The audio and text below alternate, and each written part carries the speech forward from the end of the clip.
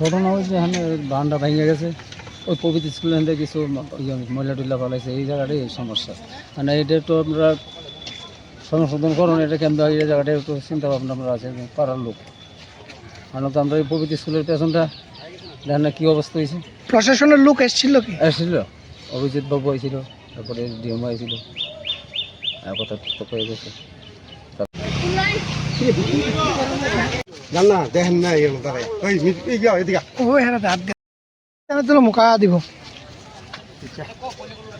আজকে আমাদের কাটাখাল, যেটা দুর্গাচমনির থেকে প্রগতি স্কুলের যে পিছের দিকটা, ওটার মধ্যে এরোশনের কারণে, এটা বিগত বৃষ্টির থেকেই চলছিল, কিন্তু আজকে একটা ভিন্ন রূপ দেখা গেছে। তো তাতে ঘাবড়ানোর কিছু ব্যাপার নেই, কারণ রাজ্য সরকারের যারা যারা ছিল ঊর্ধ্বতন কর্তৃপক্ষ, ডিএম থেকে শুরু করে এসডিএম, সবাই দ্রুততার সহিত এটা অ্যাক্টিভ হয়ে ওরা কাজ করেছে, এবং এসপি ওয়েস্ট, এসপি ট্রাফিককে দিয়ে ওই রাস্তাটা বন্ধ করে দিয়েছে। আমরা যেটা বলেছি যে এটাকে কাইন্ডলি এটা বন্ধ করে রাখুন, আগাম যাতে যে সময় দরকার হবে রিপেয়ারিংয়ে ওই সময় রিপেয়ারমেন্ট করে নেবে ওরা, কিন্তু এখন আপাতত এটা বন্ধ থাকুক, বাস এটাই। আর কিছু মানে এমন কিছু হয়নি যে মানে ভয় পাওয়ার মতন।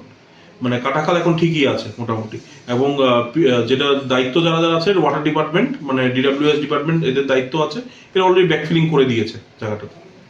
আশা করি এখন আর কোনো কিছু হবে না।